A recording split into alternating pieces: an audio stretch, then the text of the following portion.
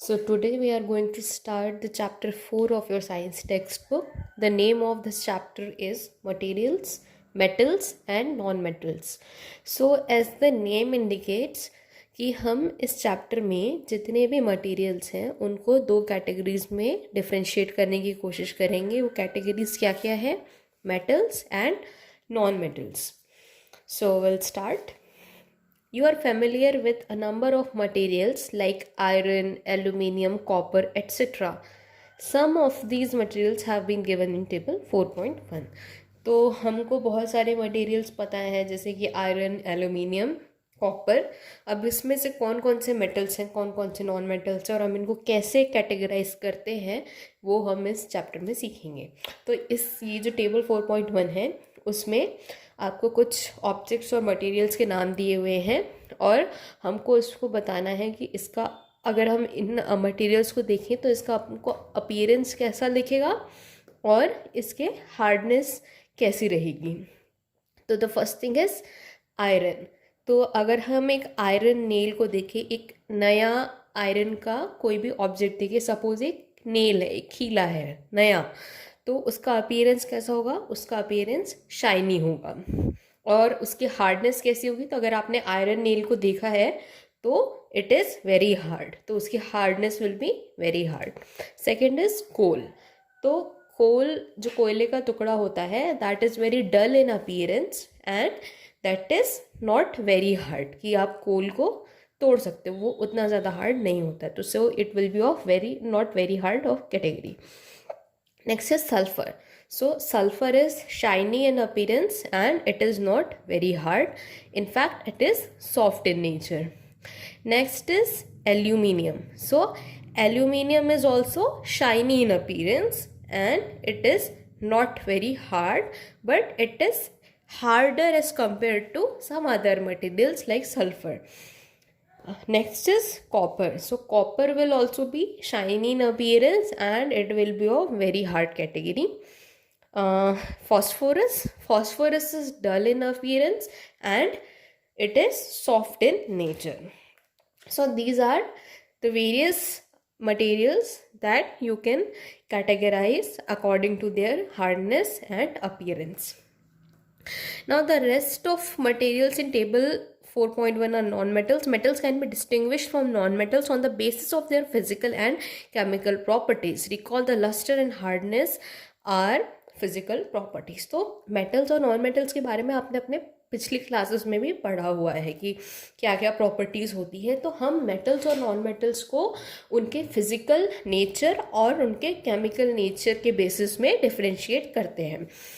Now luster and hardness are physical properties. Luster मतलब उसमें कितना शाइन है, वो कितना ज़्यादा ब्राइट है, so that is called lustre. And hardness is कितना ज़्यादा हार्ड है, कितना मतलब how much it is hard in nature. So ये सब जो है उनकी फिजिकल प्रॉपर्टीज़ है, उनके बेसिस पे हम मेटल्स और नॉन मेटल्स को डिफ्रेंशिएट करते हैं. Now physical properties of metals and non metals. तो हम अब कुछ फिजिकल प्रॉपर्टीज़ के बारे में पढ़ेंगे मेटल्स एंड नॉन मेटल्स की. So have you ever seen a blacksmith beating an iron piece or an article made up of iron like a spade, a shovel and axe. तो अगर आप किसी black Smith की दुकान पे जाएंगे और अगर आप देखें कि अगर वो किसी आयरन से बने अगर किसी आर्टिकल को वो बीट कर रहा हो, उसको ठोक रहा हो, तो उसमें क्या क्या चेंजेस दिखाई देते हैं. कि या फिर आपने आयरन से बनी हुई और को भी चीज़ों को देखे हो कि जैसे आप एक कुल्हाड़ी देख लो या बहुत सारे जो इक्विपमेंट्स आते हैं जो आयरन से बने रहते हैं, तो उनको कभी ध्यान से देखने की कोशिश करना. सो जब आप इन चीज़ों को बीट करते हो, जब आप उन चीज़ों को बहुत किसी और दूसरी हार्ड चीज़ से मारते हो, तो उनके शेप में क्या फ़र्क आता है, तो ये चीज़ आपको नोटिस करनी है. So would you expect a similar change if we try to beat a piece of coal? So आपको इसमें उसने बोला है कि सपोज आप एक आयरन से बनी हुई किसी चीज़ को बीट कर रहे हो और अगर आप कोल को बीट कर रहे हो, एक कोयले के टुकड़े को बीट कर रहे हो, तो क्या सिमिलर चेंजेस आपको नज़र आएंगे दोनों के बीच में? तो द आंसर इज़ नो. कि अगर आप आयरन को बीट करोगे और अगर आप कोल को बीट करोगे तो that will be two different thing. उन दोनों में सेम चेंजेस नहीं आएंगे. सो यहाँ पर आपको एक एक्टिविटी दी हुई है. So I will read the activity. Take a small iron nail, a coal piece, a piece of thick aluminum wire, and a pencil lead. Beat the iron nail with the hammer. Try to hit hard. Hit hard the aluminum wire also. Then repeat the same kind of treatment on the coal piece and pencil. Record your observations. So इसमें आपको ये सब चीज़ें लेने बोला है. एक iron का नेल, एक कोयले का टुकड़ा, एक एल्यूमिनियम का वायर, और आपको उसको हैमर से बीट करना है, हथौड़ी से बीट करना है, और आपको देखना है कि उनके शेप में क्या चेंजेस आते हैं. सो टेबल 4.2 में सबसे पहले आयरन नेल. सो जब आप एक आयरन नेल को एक हथौड़े से मारोगे तो उसके शेप में क्या चेंज आएगा, वो फ्लैट हो जाएगा. जब आप उसको हथौड़े से मारोगे तो वो फ्लैट हो जाएगा.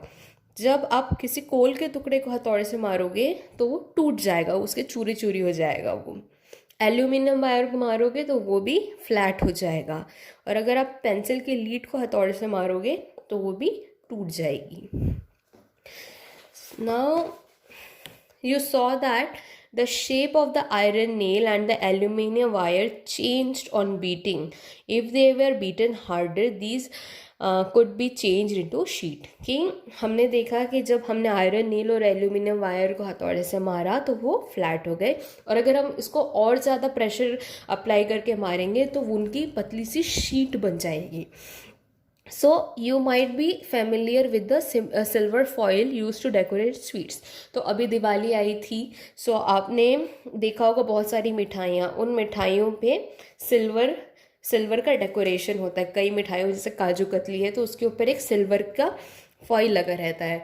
तो ये जो सिल्वर है, सिल्वर एक मेटल है, तो वो इतनी पतली फॉइल में, इतनी पतली शीट में कैसे कन्वर्ट हो जाते हैं. You must also be familiar with the aluminium foil used for wrapping food. The property of metals by which they can be beaten into thin sheets is called malleability. So also silver coating, silver sweets के ऊपर जो silver coating होती है, उसके अलावा aluminium foil आपके घरों में होंगी कि जिसमें हम खाने को कवर करते हैं, तो वो aluminium foil aluminium से बनी होती है और वो बहुत एक पतली शीट होती है. So ये जो प्रॉपर्टी है मेटल्स की, जिसमें वो बहुत पतली शीट्स में कन्वर्ट हो सकते हैं, they can be beaten into thin sheets, is called malleability. तो ये वर्ड आपको याद रखना है. What is malleability?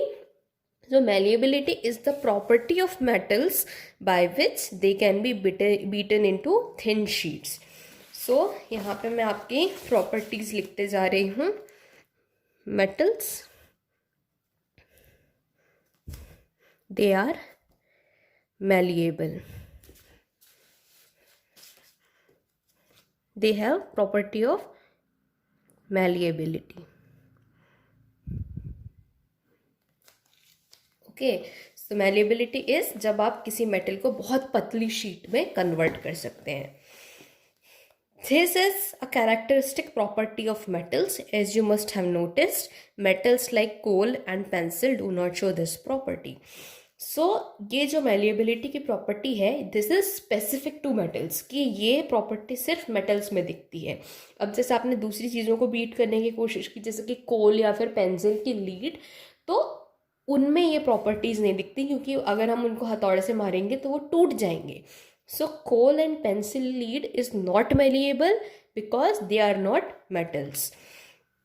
Now can you hold a hot metallic pen which is without a plastic or a wooden handle and not get hurt.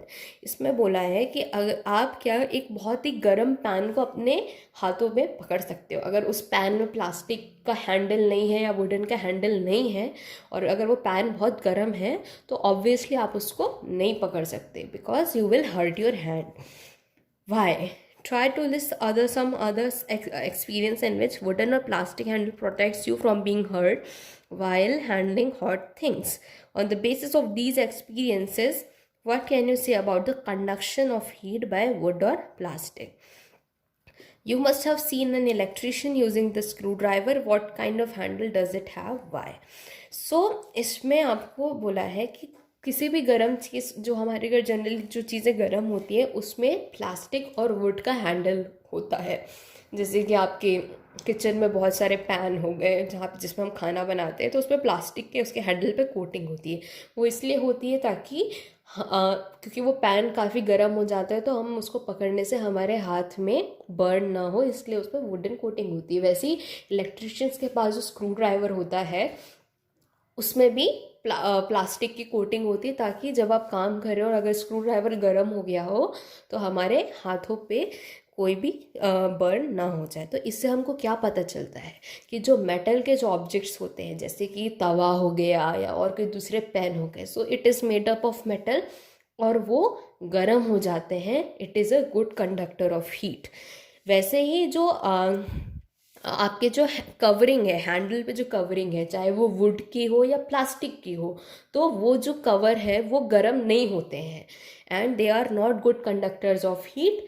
इसलिए हम उसको metal के ऊपर कवर करते हैं ताकि हमारे हाथ जो हैं वो जल ना जाए।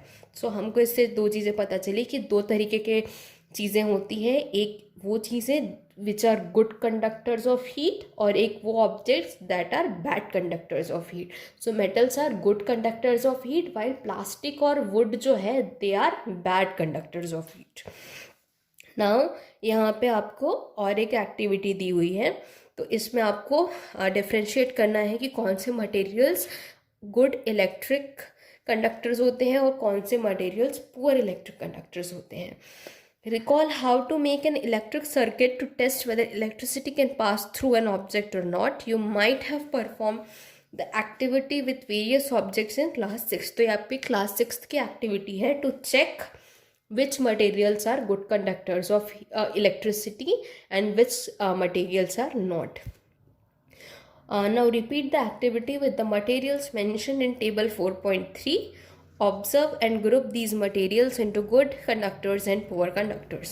So टेबल 4.3 में आपको कौन कौन से मटेरियल्स दिए हुए हैं, आयरन रॉड और नेल रॉड। सो अगर आप एक इसमें एक्टिविटी करोगे कि आप इस एक्टिविटी को परफॉर्म करोगे तो आप देखोगे कि आयरन रॉड और nail is a good conductor of electricity. Sulphur is a poor conductor of electricity. coal piece is also poor conductor of electricity, and copper wire, so copper wire is good conductor of electricity. You will observe that iron rod, nail and copper wires are good conductors while rolled sulfur piece and coal pieces are poor conductors of electricity. Now where do you find the use of aluminium and copper wires? Have you seen wires of coal? Definitely not. So the property of metals by which it can be drawn into wires is called ductility. So यहाँ पर और एक आपको term दिया है which denotes the property of metals. तो आपके घर में आप अपने घर वालों से पूछना कि हमारे घर में जो वायर्स लगे हैं वो किस चीज़ से बने हुए हैं। तो जनरली जो आपको जो वायर्स मिलेंगे वो या तो मेटल वो या तो कॉपर वायर होगा या एल्यूमिनियम वायर होगा। सो मेटल्स की वो प्रॉपर्टी जो उनको अलाउ करती है कि वो बहुत पतले वायर्स में हम उनको पतले वायर्स में कन्वर्ट कर सकते हैं। So that property is called ductility. यहाँ पे वही लिखा है कि the property of metal by which it can be drawn into wires is called ductility, कि हम किसी भी मेटल को अगर वायर में कन्वर्ट कर सकते हैं, पतले वायर्स में कन्वर्ट कर सकते हैं। So that property is called ductility. Now the second property of metals will be ductility. इससे पहले हमने पढ़ा था मैलिएबिलिटी, जिसमें हम मेटल्स को थिन शीट्स में कन्वर्ट कर सकते थे, एंड नाउ डक्टिलिटी, जिसमें हम मेटल्स को वायर्स में कन्वर्ट कर सकते हैं। Now have you ever notice the difference in sound on popping where was I?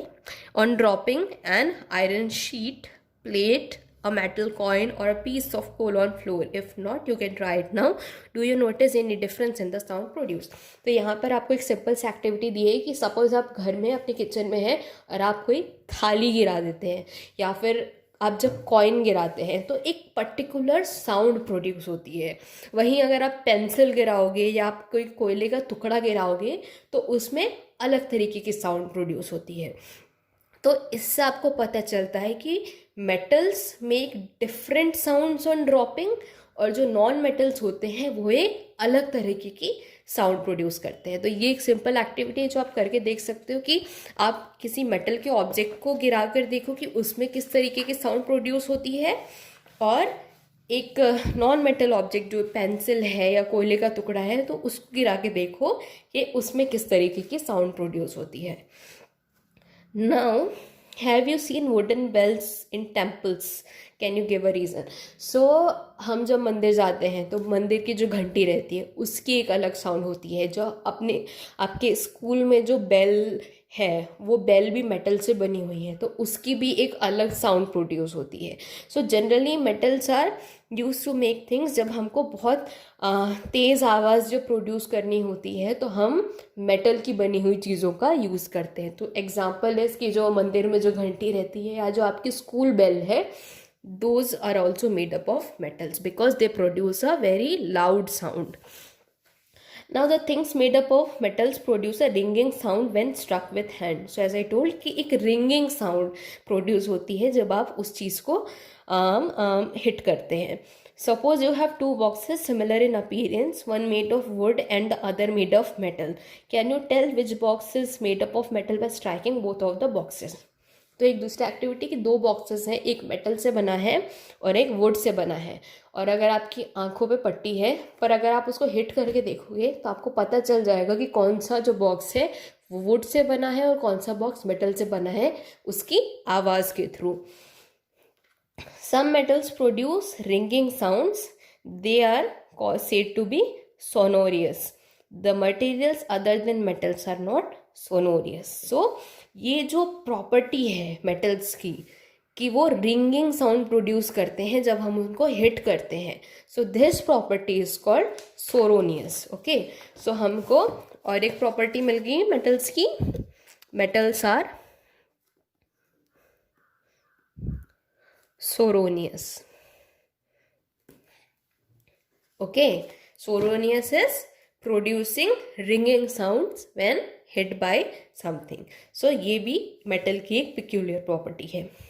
Now after performing the above activities we can say that some materials are hard, lustrous, malleable, ductile, sonorous and are good conductors of heat and electricity. The materials which generally produces these properties are called metals. Okay, तो अब मैं यहाँ पर और जो चीज़ें हमने पढ़ी है वो भी ऐड कर देती हूँ जो आपने पिछली क्लास में पढ़ा था, दैट इज लस्टरस, एंड जो अभी हमने देखा गुड कंडक्टर्स ऑफ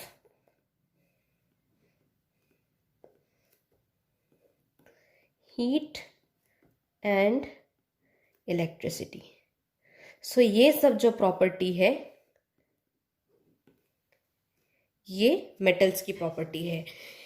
तो अगर आपको किसी भी ऑब्जेक्ट में ये सब प्रॉपर्टीज दिखाई दे तो you can confidently say yes that object is a metal.